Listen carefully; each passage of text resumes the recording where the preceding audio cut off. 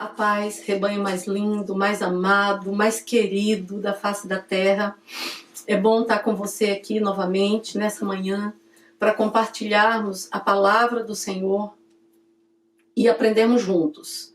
O que Deus quer de nós nesse momento, o que Deus está requerendo de nós nesse momento.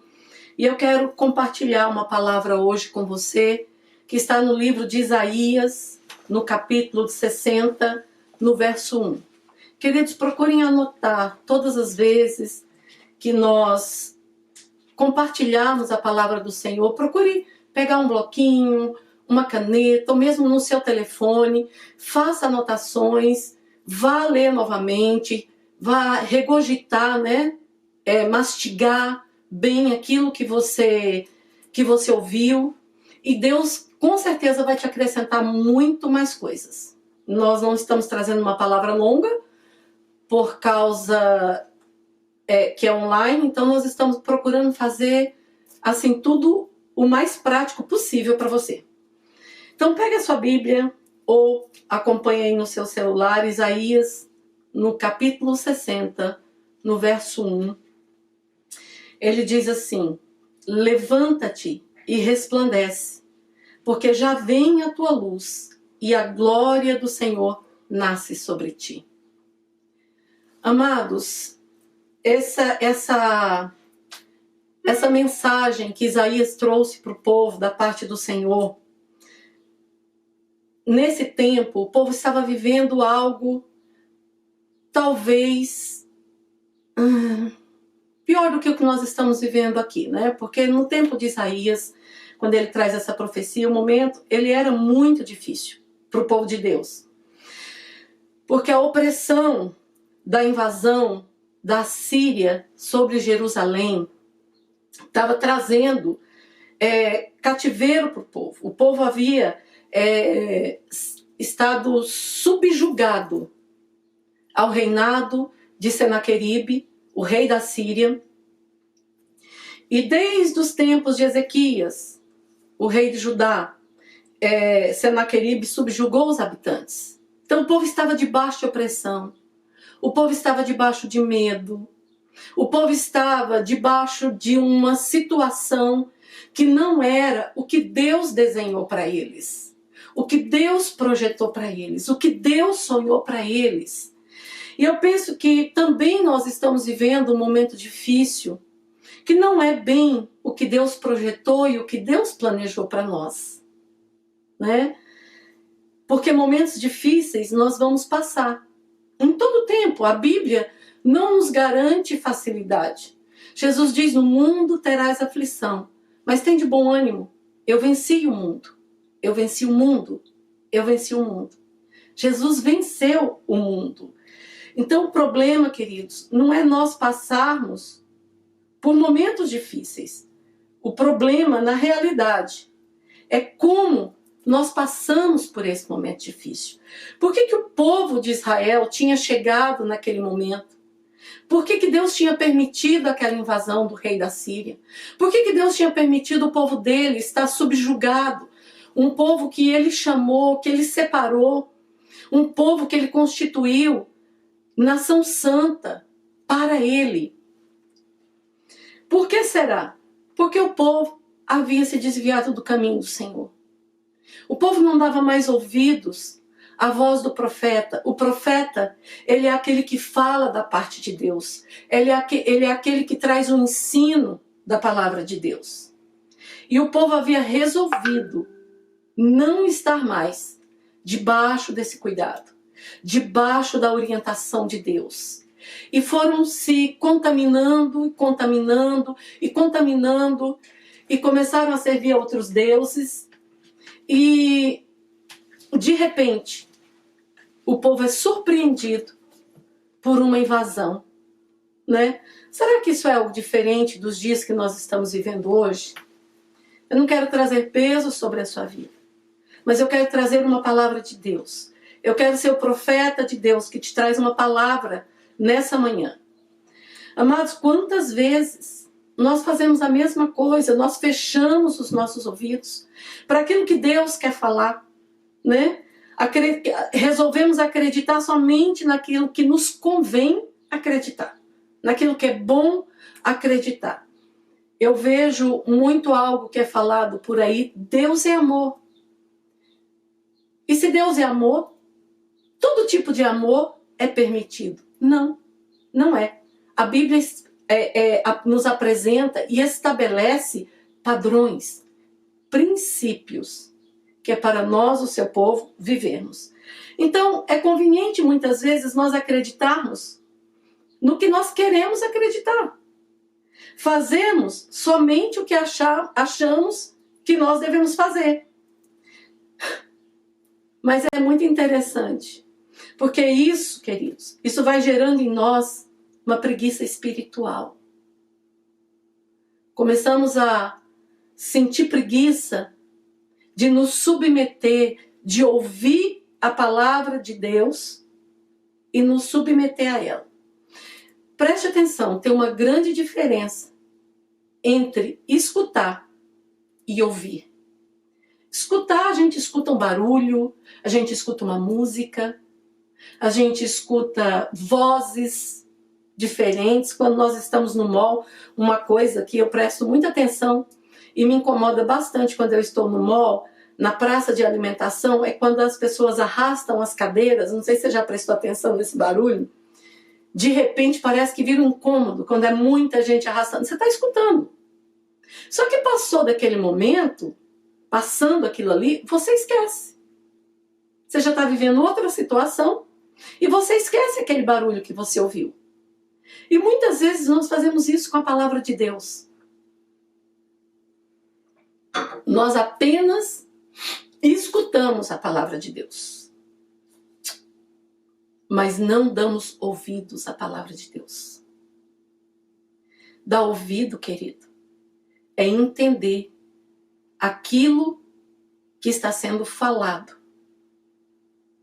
e viver em cima daquilo que está sendo falado pelo próprio Deus.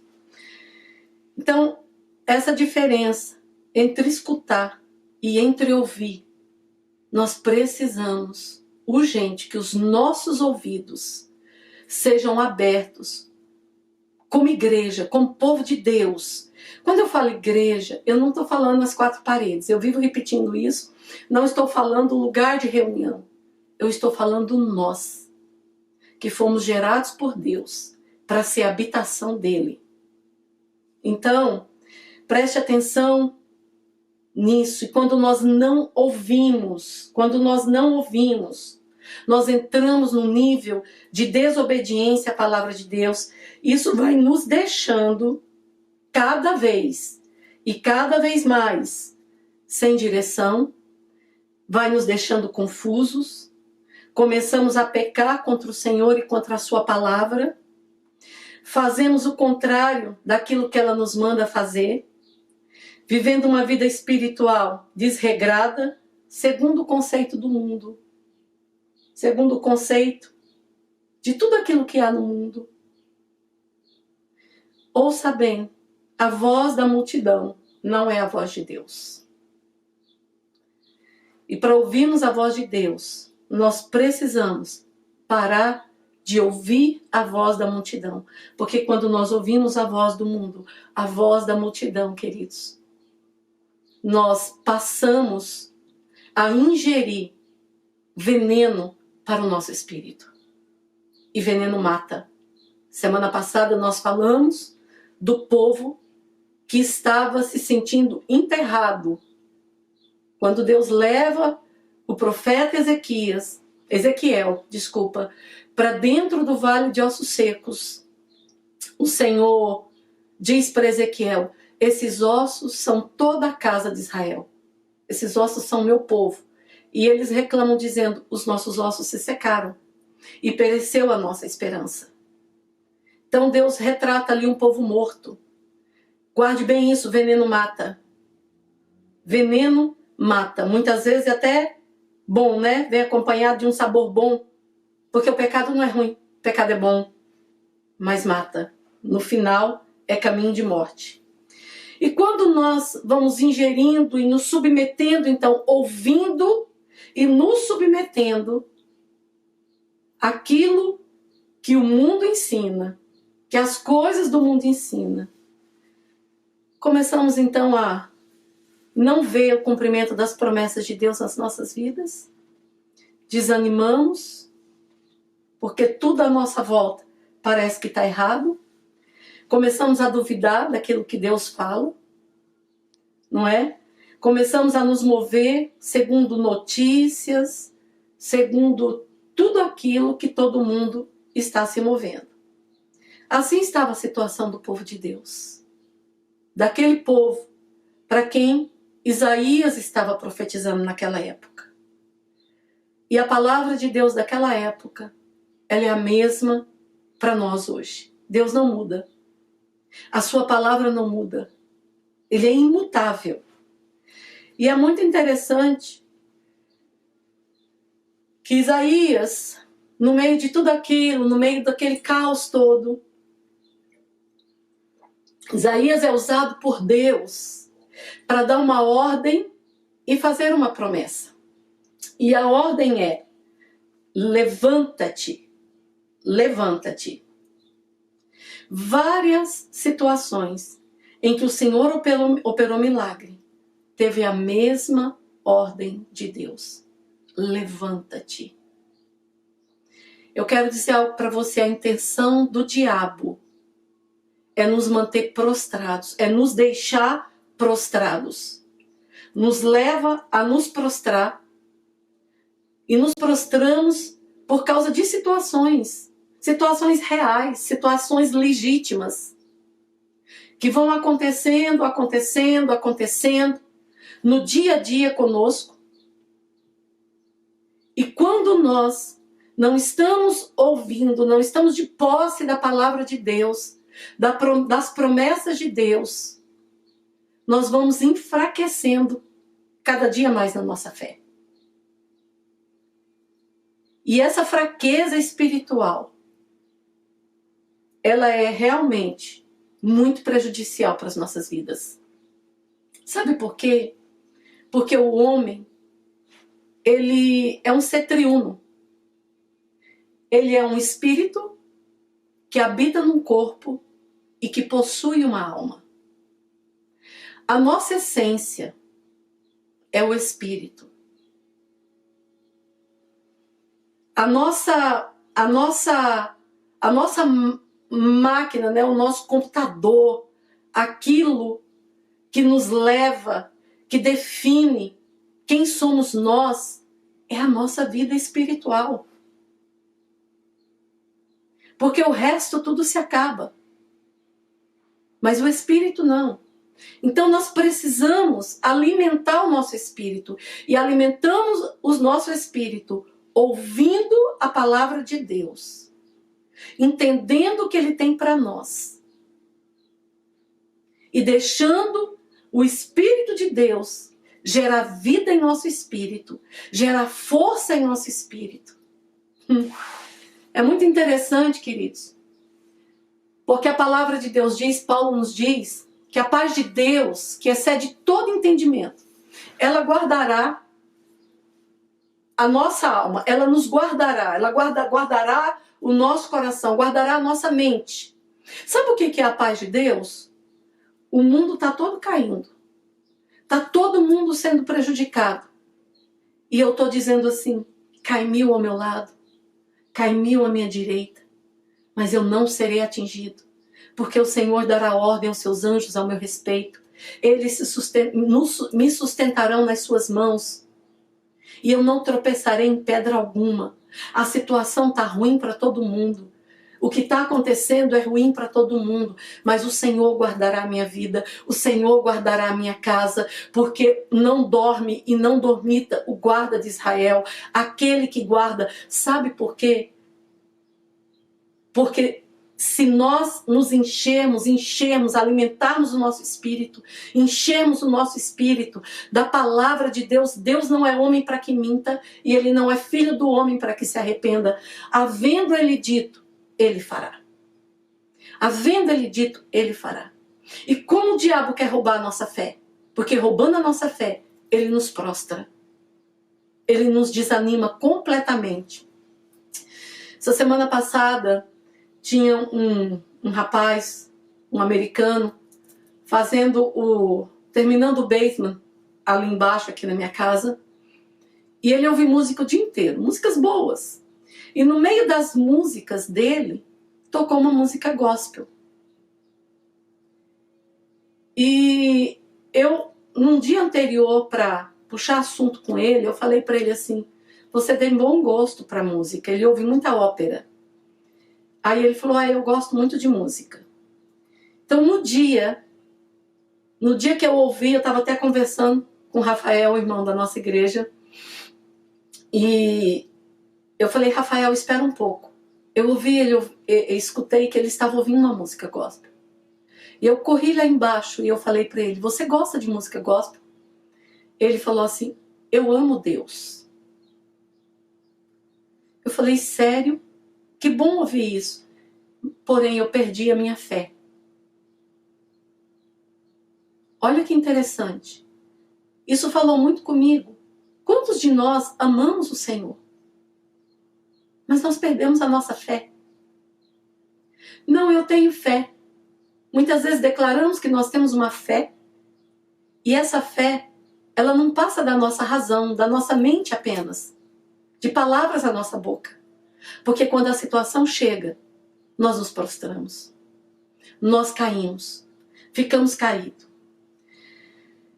E Jesus, todas as vezes, quase todas as vezes que ele operava um milagre, ou ele usava a palavra levanta-te, ou ele pegava a pessoa pela mão e ele levantava esta pessoa antes de operar esse milagre.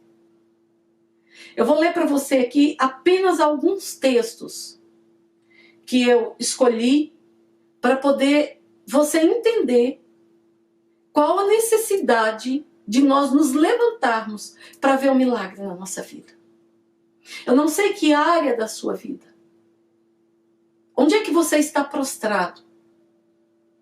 Mas uma coisa eu sei. A ordem do Senhor, nesse domingo pela manhã para a sua vida é levanta-te. Levanta-te. Talvez você esteja completamente prostrado. Talvez você esteja sentado à beira do caminho.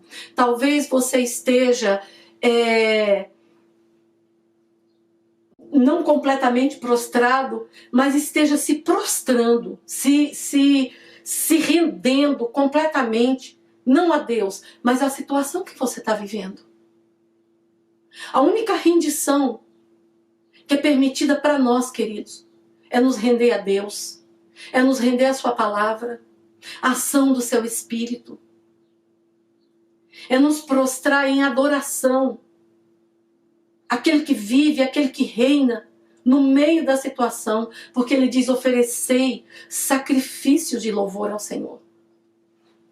E aí, preste atenção nisso. Eu vou ler para você Lucas 8:54. Diz assim, mas ele, pondo-os todos fora, pegando-lhe na mão, chamou dizendo, levanta-te, menina.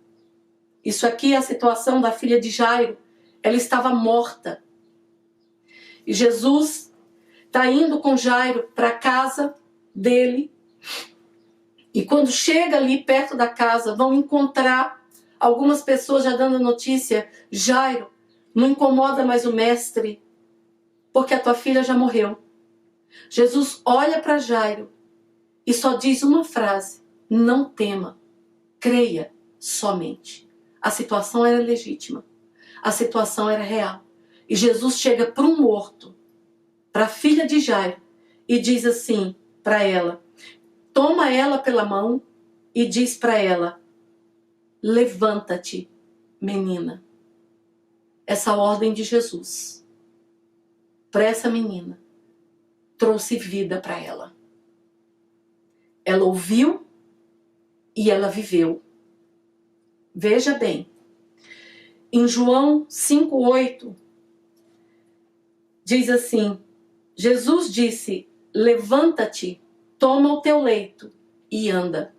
Essa situação aqui, querido, retrata um homem que há 38 anos estava numa maca, na beira de um poço, esperando um movimento de um anjo. E quando Jesus chega para ele e reclama, e pergunta para ele: o que você quer que eu faça para você? Ele diz assim para Jesus: olha, todas as vezes que o anjo vem e a água se move, outro vai na minha frente, eu não consigo chegar. Jesus não estava perguntando para ele o que estava acontecendo. Jesus não queria ouvir murmuração dos lábios dele.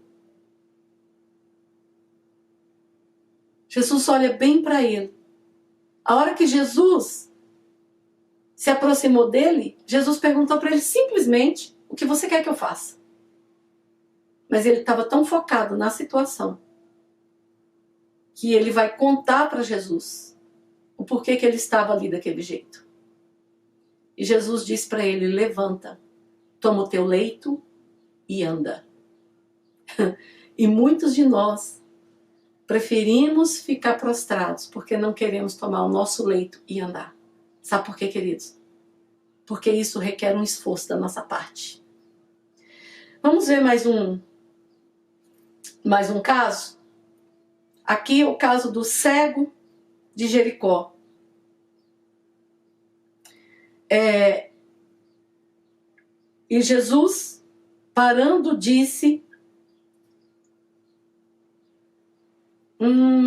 deixa eu só ver aqui.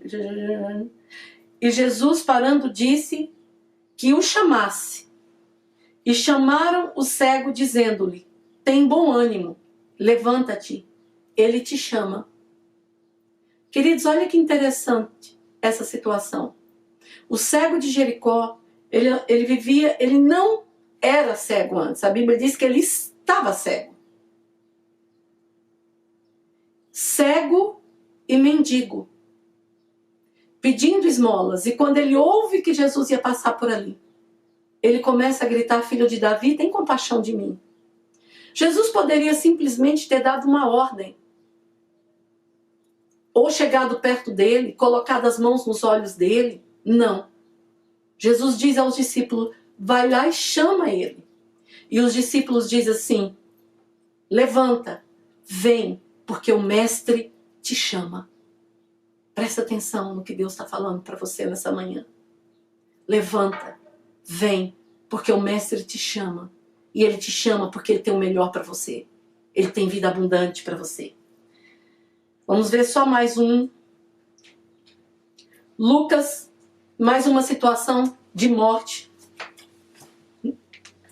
No livro de Lucas, no capítulo 7, 14, Jesus encontra uma mulher viúva indo enterrar o seu filho, o seu único filho. E quando Jesus chega perto, Jesus diz que ele toca no esquife. E ele diz assim: jovem, a ti te digo, levanta-te. E o que fora morto assentou-se e começou a falar. Eu acho isso a coisa mais linda, mais maravilhosa. Nós lemos aqui 2 versículos onde Jesus ele dá uma ordem para o morto levantar e o morto levanta. Isso é muito interessante.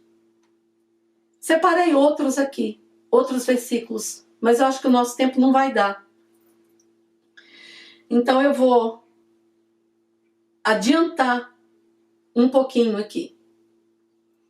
No caso de hoje, queridos, o que Jesus está falando, que falou para aquele povo lá atrás, o povo de Judá sitiado, o povo de Samaria, todo sitiado, todo subjugado, não sitiado, desculpa, subjugado à escravidão, subjugado ao medo, ao espanto, a uma situação ruim que estava acontecendo. O povo estava subjugado, não conhecia o dia de amanhã.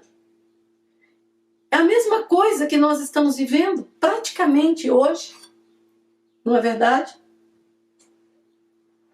Muitos de nós nos sentindo assim, subjugado. E a ordem que Isaías dá pro povo, naquela época, é a ordem que Jesus nos dá hoje. Levanta. Levanta. E ele está falando assim, levanta, porque vem a tua luz. Levanta, porque vem a tua luz. Se precisava vir a luz, era porque o povo estava na escuridão. Na escuridão da certeza, não existia certeza mais de nada, só incerteza. Nós temos ouvido falar muito de um tempo de escuridão que virá, mas nós somos chamados para ser a luz. Nós somos chamados, queridos, o mundo está numa escuridão espiritual. E eu e você fomos chamados para ser a luz que ilumina. Nós somos chamados para expressar Jesus, e quando nós expressamos Jesus, nós somos a luz. Quando nós nos levantamos e nós expressamos Jesus, nós expressamos a luz, porque Ele é luz. E vamos ver o que Ele diz em Mateus. Ele diz em Mateus, no capítulo 5, do verso 14 ao 16, eu vou ler aqui, ele diz assim: vocês são a luz do mundo. Não se pode esconder uma cidade construída sobre um monte.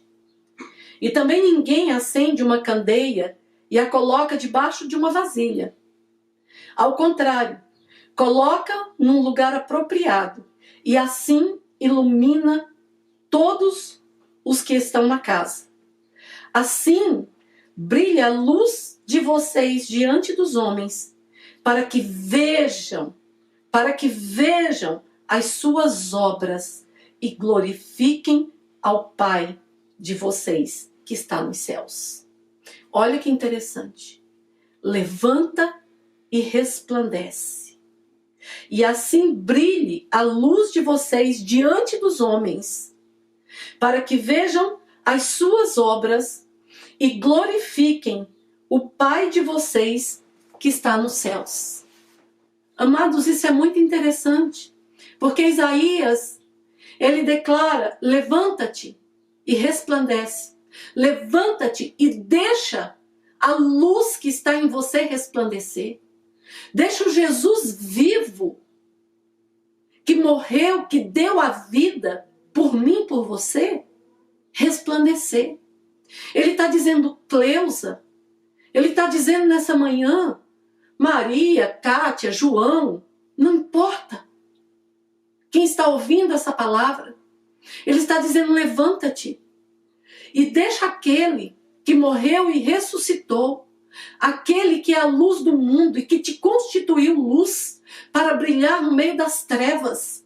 Deixa essa luz resplandecer, mas para essa luz resplandecer é necessário eu e você nos levantarmos no meio do caos, nos levantarmos no meio da escuridão, nos levantarmos no meio da situação contrária e fazer a diferença, deixar essa luz resplandecer em nós e através de nós. Para isso é necessário nós ouvirmos a palavra do Senhor. Como eu preguei a semana passada. A primeira ordem que o profeta Ezequiel deu ali no Vale de Ossos Secos foi: ossos secos, ouvi a palavra do Senhor.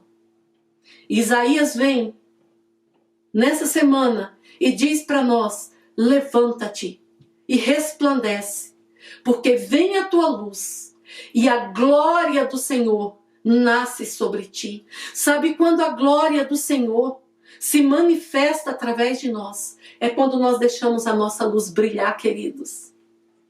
Porque quando nós deixamos a nossa luz brilhar, quando nós deixamos o Jesus que há em nós, o vencedor, o todo-poderoso, o desejado das nações, brilhar em nós e através de nós, a glória do Senhor resplandece, porque é o que ele diz aqui, no verso 16, assim brilhe a luz de vocês diante dos homens, para que vejam as suas obras. Só faz a obra quem está de pé.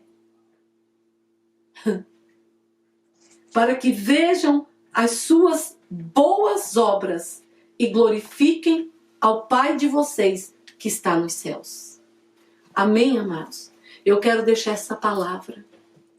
E eu quero orar nessa manhã para que todo aquele que está prostrado, Pai, em nome de Jesus, eu oro agora, Senhor, para que o Senhor toque agora cada um dos meus irmãos, me toca. Toca, Senhor, os pastores da Igreja 1000. Senhor, toca agora nos obreiros, nas crianças, nos jovens, nos adultos. Toca agora, Senhor, aonde está entrando esta palavra, essa oração, em cada lar que está entrando. Eu quero clamar que o Senhor toque agora, em cada um que está ouvindo. Toca nas famílias, toca nos pais, nos maridos, nos filhos, nas esposas, nas mães. Senhor, que receba agora o toque do Senhor. Deus, e que a palavra do Senhor agora, ordenando, levanta-te, levanta-te. Essa é a ordem do Senhor para nós nessa manhã. Levanta-te e resplandece, porque vem a tua luz. Senhor, que nós possamos nos levantar e resplandecer. A luz que já está dentro de nós, a luz que já veio, e que essa luz possa resplandecer, que nós possamos ser luz para iluminar o mundo que está em escuridão, Pai. Para resplandecer nas trevas, no meio da escuridão. Eu quero clamar nesta manhã, Senhor, que essa luz venha brilhar e que a tua glória, como diz o profeta Isaías, venha se manifestar através de nós, nas nossas boas obras. Boas obras sendo bons maridos, boas obras sendo boas esposas, boas mães, bons pais, bons filhos, bons servos de Deus, servindo na casa de Deus, fora da casa de Deus, mas glorificando o nome de Deus através das nossas boas obras, porque ouvimos a palavra do Senhor, guardamos no nosso coração e resolvemos obedecê-la, Pai. Eu profetizo todos aqueles que estão prostrados, se levantando, a partir desse momento, em nome de Jesus. Amém. Amém, queridos? Eu desejo para você uma boa semana. Eu abençoo a sua casa, eu abençoo a sua vida, eu abençoo o seu trabalho. Se você não está trabalhando, eu profetizo uma porta de trabalho para você, que o melhor de Deus venha sobre a sua vida. Mas o meu conselho é, levante-se, em nome de Jesus. Amém?